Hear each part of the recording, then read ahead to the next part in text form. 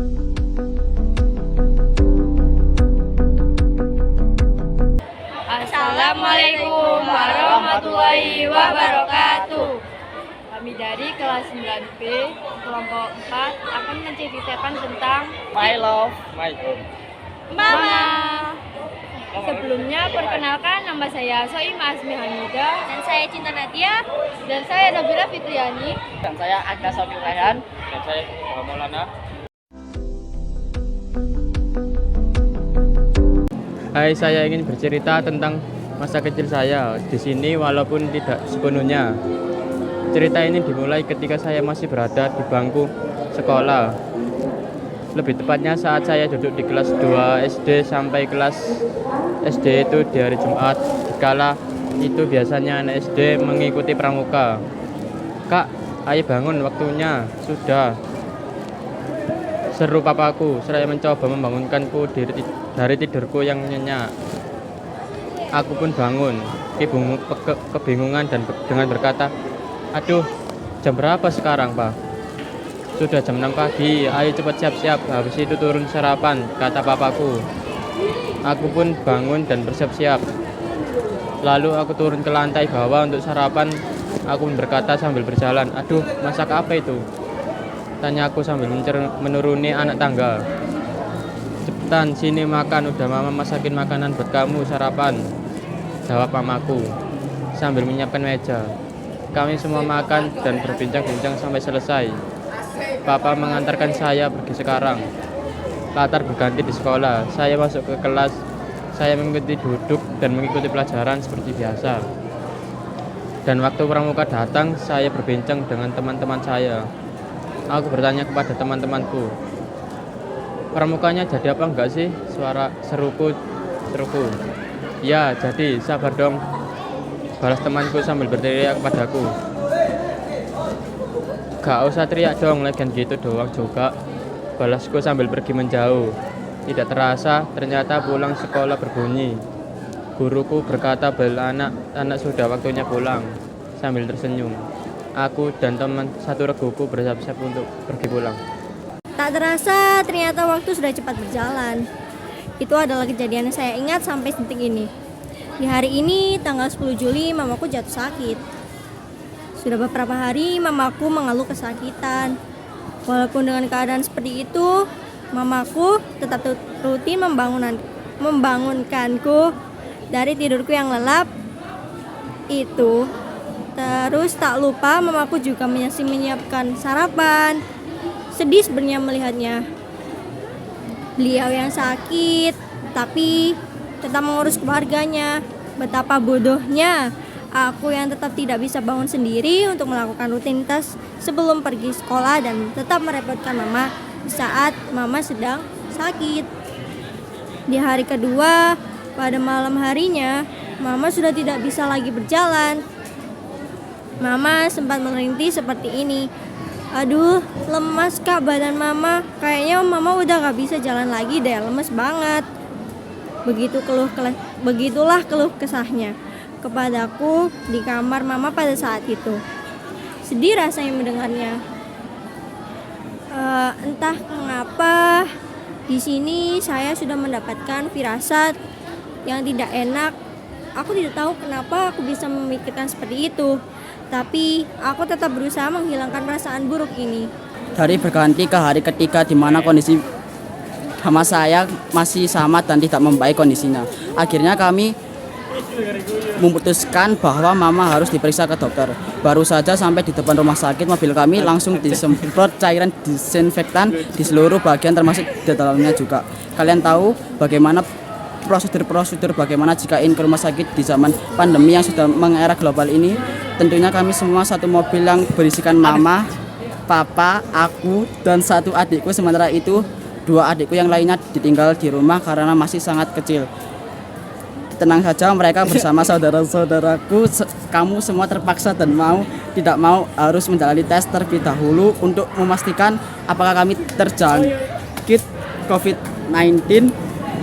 Rapid test sudah kami ikuti prosedurnya dan kabar baik hasil dari tesnya menunjukkan bahwa kami semua negatif atau tidak terjangkit COVID-19.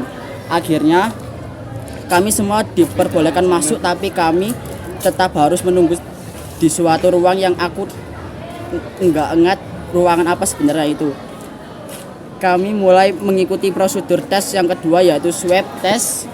Yang keduanya setelah bergiliran di swab kami pun duduk menunggu hasil di ruangan yang tidak kuingat itu. Setelahnya menunggu cukup lama, hasilnya pun sudah keluar.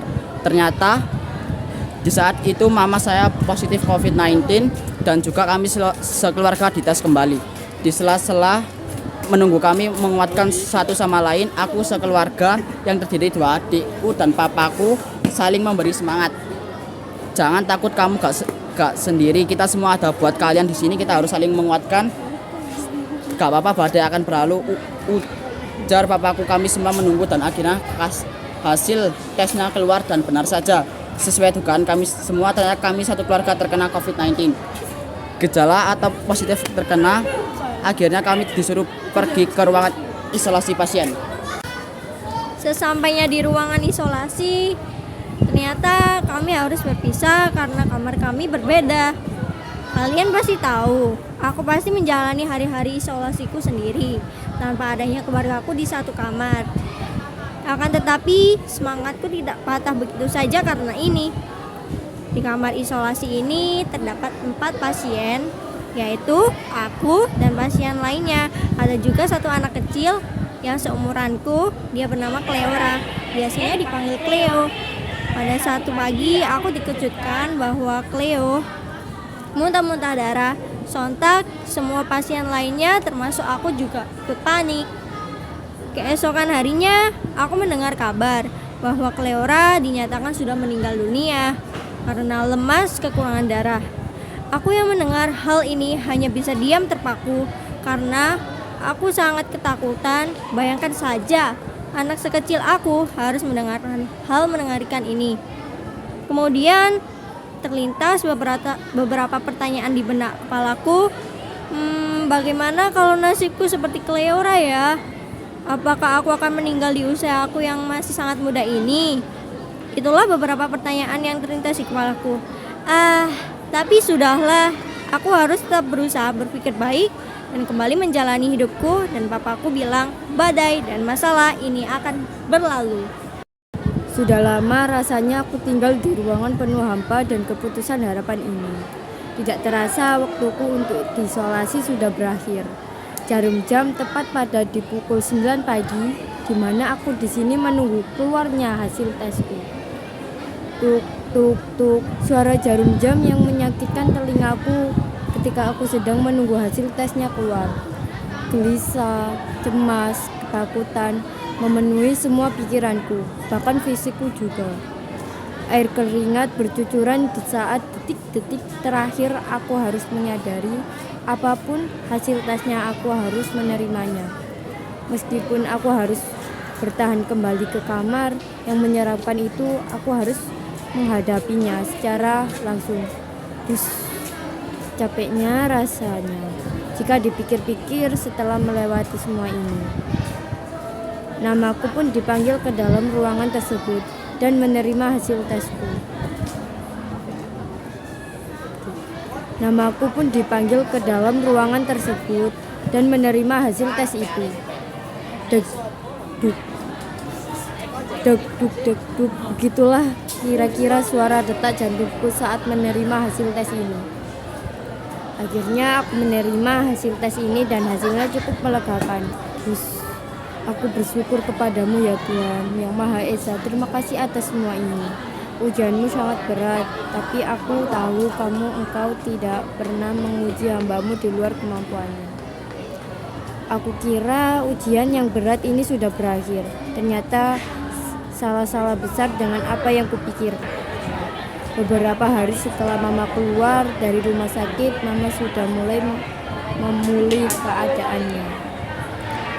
Dengan adanya kabar ini tentunya tidak ada yang perlu dikhawatirkan, bukan? Tapi ternyata semua itu salah.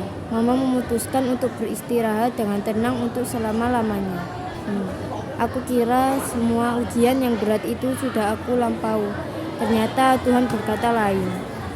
Tuhan lebih menyayangi mamaku dan memilih untuk memanggilnya kembali ke pangkuannya. Begitulah ceritaku yang agak rumit. Aku ucapkan terima kasih untuk pembaca atau pendengar ceritaku ini. Sekian dari kami. Wassalamualaikum warahmatullahi wabarakatuh.